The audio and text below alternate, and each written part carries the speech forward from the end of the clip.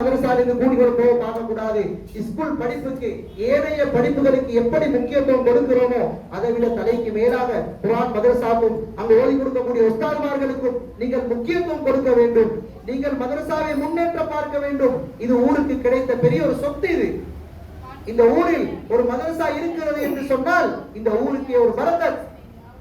மேலான தாய்மார்களே, சகோதரிகளே, எங்கெல்லாம் ஓதி கொடுக்குறாங்க, எங்க சரி ஓதணும்னு விட்டுறக்கூடாது. எங்க நல்லா ஓதி கொடுக்குறாங்களோ அங்க ஓதி கொடுக்காங்க, அங்க நாங்க பார்த்து அனுப்பணும்.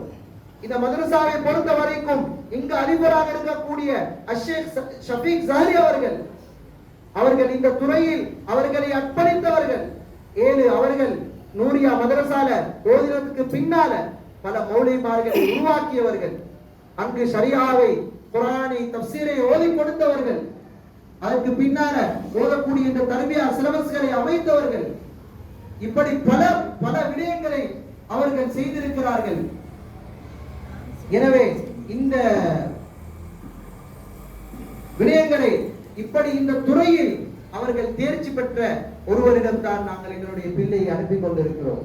இதனால் எங்களுக்கு கிடைத்த ஞானத்தை என்று நாங்கள் நினைக்க வேண்டும்.